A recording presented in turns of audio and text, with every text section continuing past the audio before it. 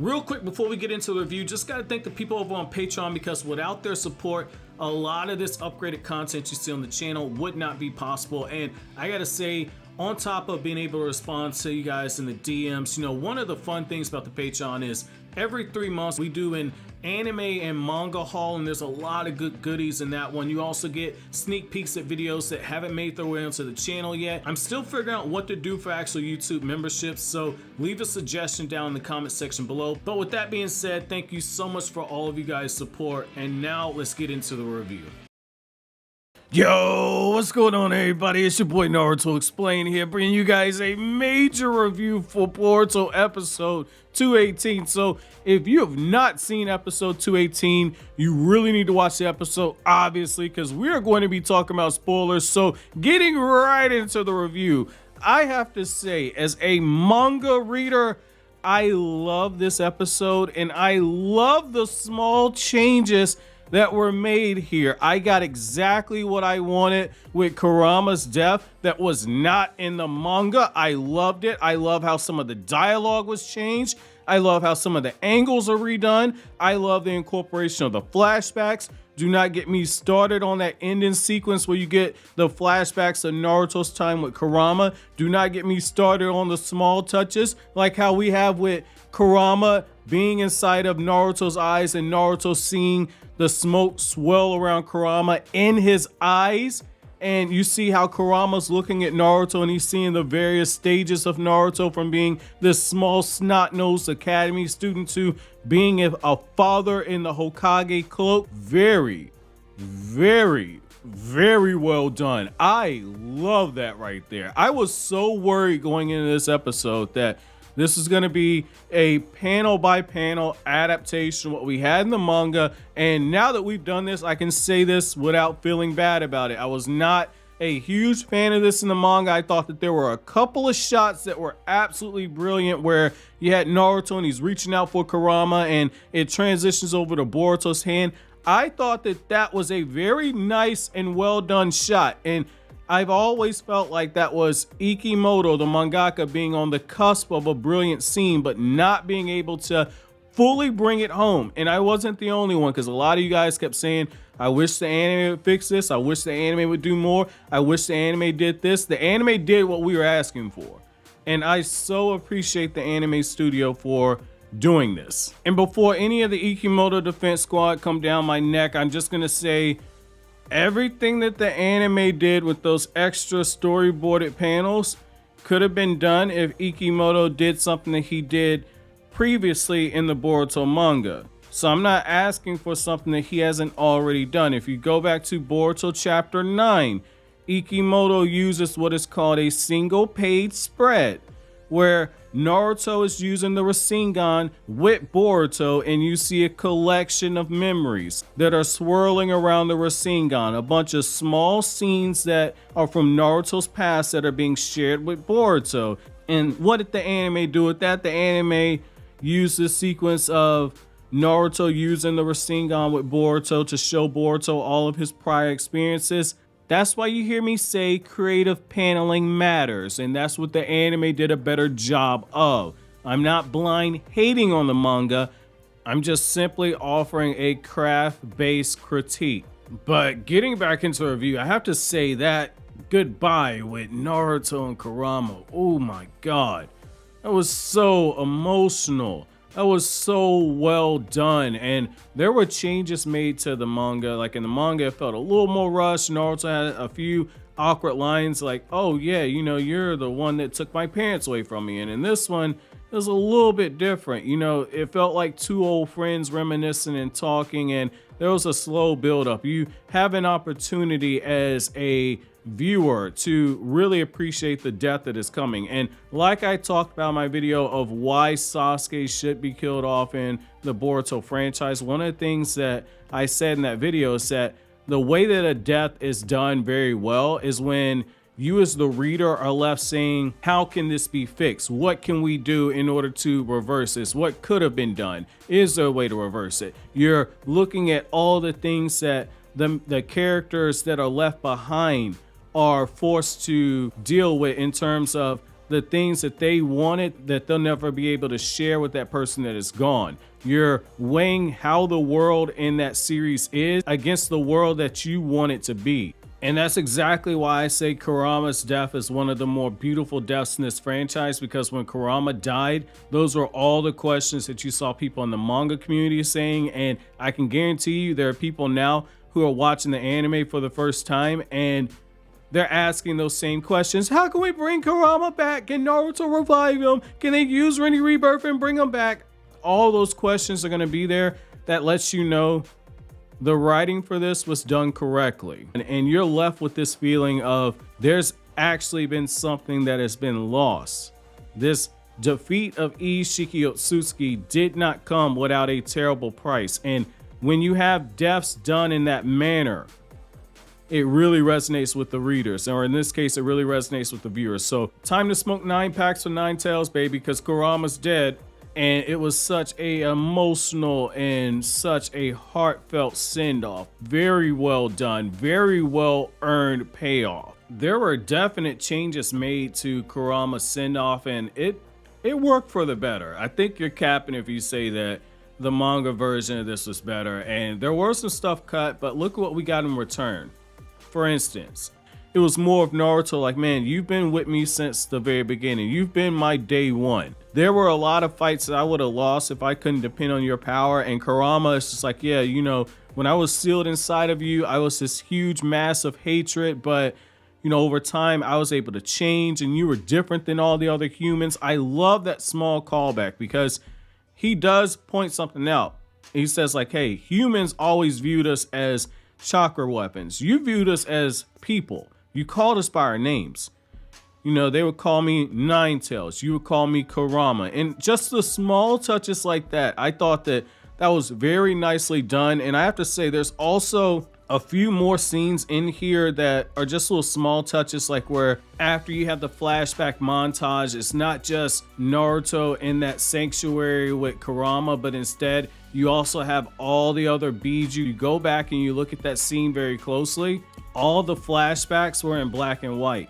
Everything that happened in present time was in color. The Biju were there in color. They're in that same distant blue backdrop, and it's different than the backdrop that you saw during the war arc. So I don't think that was a flashback. The anime went out of its way to include them in that moment right there. And the reason why that's important is Kurama oversaw that sanctuary and was the one that maintained that sanctuary. Hagoromo said that if the Biju wanted to speak, they could reach out to one another through the chakra that they have inside of Naruto. But the fact that Kurama says that you will no longer have superhuman strength, it still leads me to believe that Naruto lost all of that Biju chakra because Kurama oversaw that sanctuary. And because the anime director placed that in there as well, with them being there in the same blue sanctuary and not part of the flashbacks, leads me to believe that that's something that was trying to be conveyed. However, that is up for debate. We'll know that once Naruto fights again. I lean more so towards the side that he doesn't, but in my video, How Strong is Naruto Without the Nine Tails, I break down a lot of the misconceptions that people have. Naruto's still a lot more powerful than people give him credit for. Naruto still has enormous chakra reserves. I know chakra is not like power levels in Dragon Ball Z where the more chakra you have, the more insane your power level is. However, there are some similarities and there are some things people do overlook and tend to forget. Chakra is used not just for your ninjutsu, but also for amping up your physical stats. That includes your superhuman strength, your superhuman speed, and stamina. It's just that people like Naruto and Tsunade and the Raikage, people who have enormous chakra reserves, can use that chakra not just for ninjutsu, but also to amp up their stats. And somebody like Naruto, whose own natural chakra reserves were enough to suppress half of the Nine Tails chakra, Naruto has a lot of chakra. In fact, Kakashi says in the Akatsuki suppression arc that your chakra reserves as they are right now are 4 times greater than mine. That's not saying that Naruto is 4 times stronger than Kakashi. It's just he had 4 times as much chakra as Kakashi was during that time period. And the reason why that's so important is Naruto during that time still had a problem with chakra control. He still burned way too much chakra just to perform jutsu. But now that he's somebody who has perfect chakra control, he's not going to waste that jutsu. And for further clarification and proof of what I'm saying, that chakra is used to beef your physical stats, Tsunade says it in the anime when she explains the difference between her superhuman strength and the Raikage super speed. The only thing that Naruto did when he got KCM 1 and KCM 2 is that he had access to more chakra, and he was able to use that chakra to boost up his stats. Again, I would highly implore you to look up my video that I'm going to have in the end credits as well as the info cards on how strong is Naruto without the Nine Tails. Now that we've got the Karama part out, again, smoke 9 packs of Nine Tails. We're going to move into the Kawaki and Momoshiki stuff.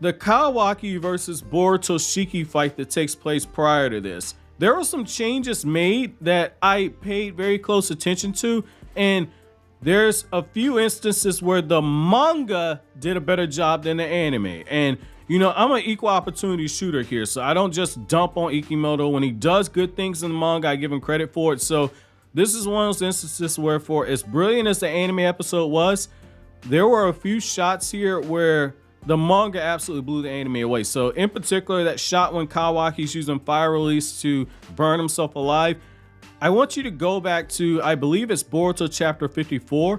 Go back to Boruto chapter 54 and read that sequence over. It's way better done in the manga. Like when you see Kawaki and he's using those flames to burn himself alive, the way that the art's done on that is very, very detailed. You see Kawaki's face twisting up in agony as the guy's screaming, and you see Momoshiki freaking out before he starts using the Karma stuff. Felt like in the anime it wasn't quite up to snuff, but I get it. That was sacrificed in order to make the Naruto and Kurama scene longer, which is what it should have done. So I understand the reason for that. I have to say this right here.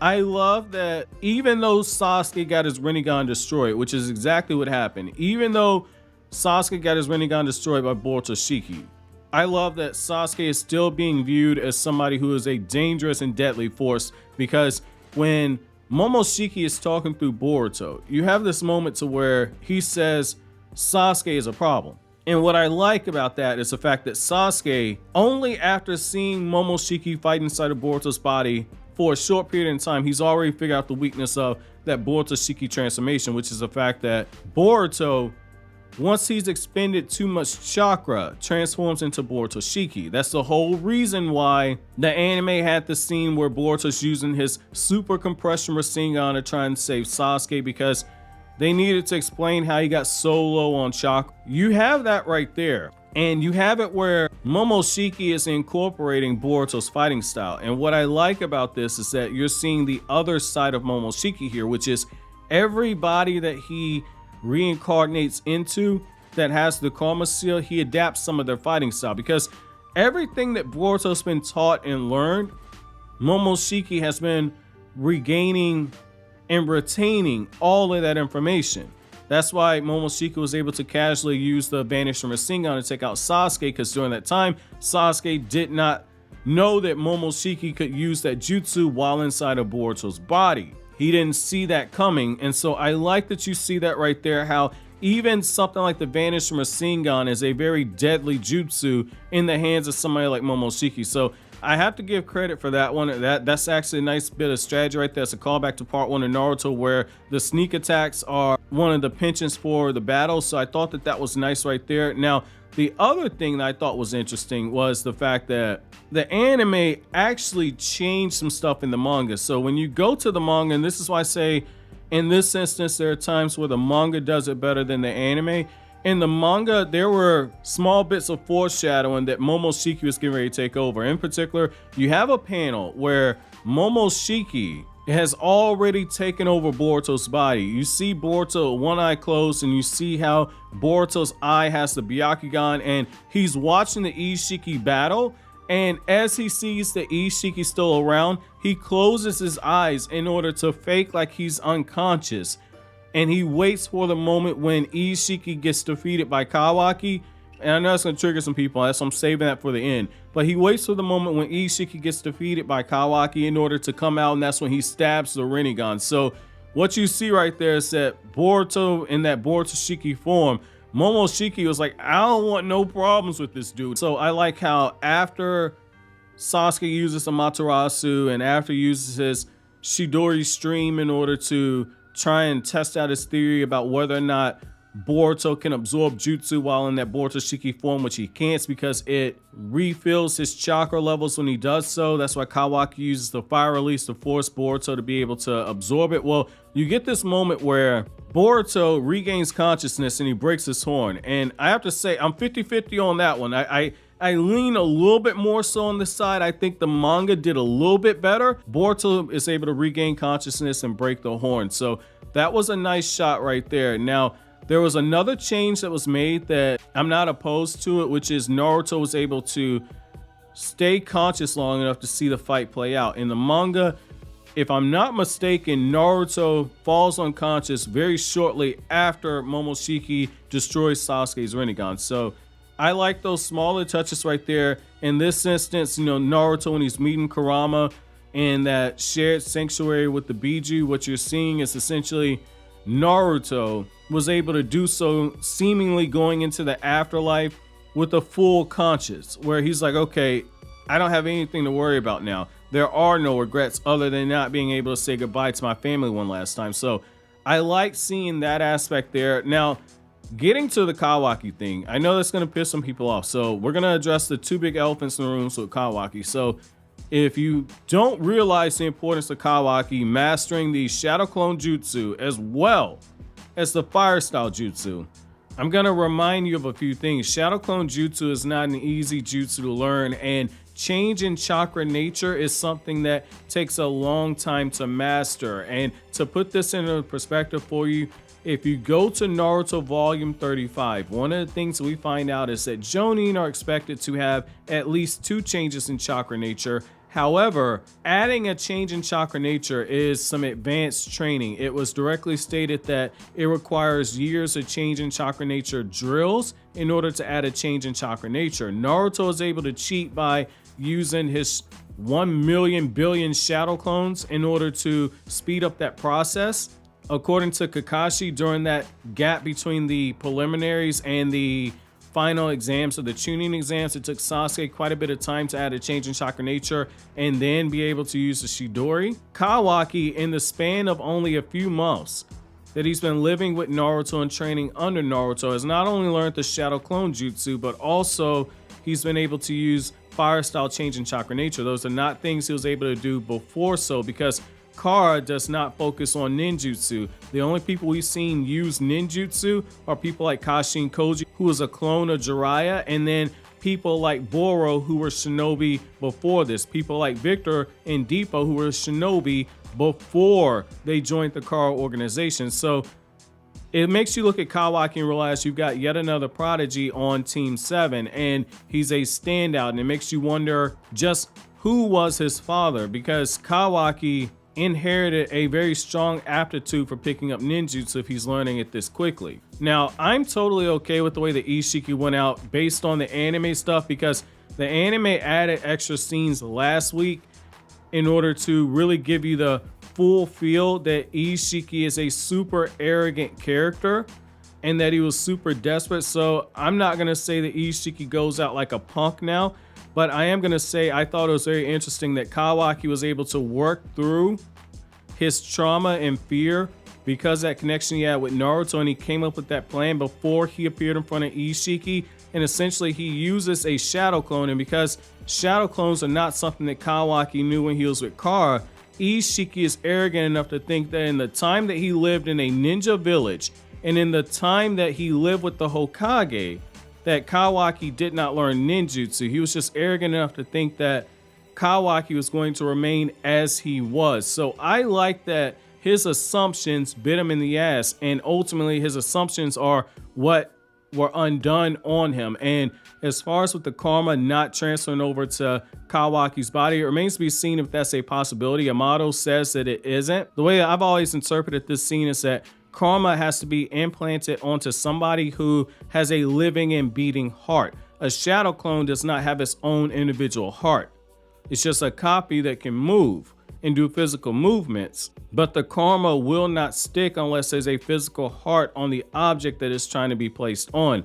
That's how I interpret it. That's a little bit of headcanon, but that's the only thing that really makes sense as to why the karma seal did not spread over to Kawaki, because it cannot stick onto something without a heart because you're trying to rewrite the DNA. But in closing, I want to just say one more thing before I give my final thoughts on the episode. I also like that ending shot where you have Boruto and he breaks down and he's crying in front of Naruto. In the manga, the transition was very quick. Like, that's why I always say that with the manga, there are a lot of wasted panels, and that the panel layout could be better in order to better capture some of those moments. It doesn't come down to pages. It comes down to the number of panels you have and how you utilize the panels that are on the page.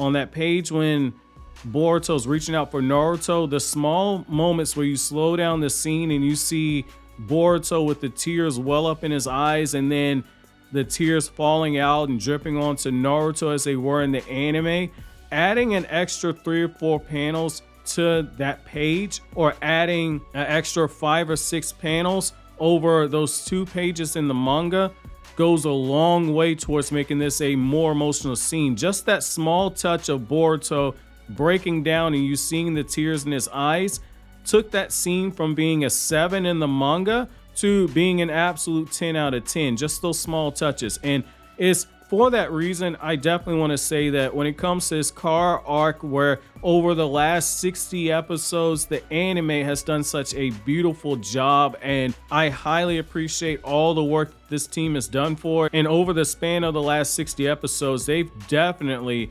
raised the quality of this Boruto anime. I absolutely love what they've done. This is one of the better episodes in the series, in my opinion, and I would go as far as to say that because of the small touches done with Kurama and the send-off, this is probably going to be one of the better deaths in the entire franchise. So my question to you guys is, if you're an anime-only fan, how did Kurama's death hit you? And if you're a manga reader, which one do you prefer better, Kurama's send-off in the manga or the one in the anime? And for both of you guys, where does Kurama's death rank in terms of all the deaths in the Naruto franchise? For me, this is enough to put it into the top 10 of deaths in the franchise for me. So let me know what you guys think. But as always, guys, if you like anything I had to say, don't forget to comment, rate, subscribe, and share. Thank you so much for watching to the end. Have an awesome day, guys.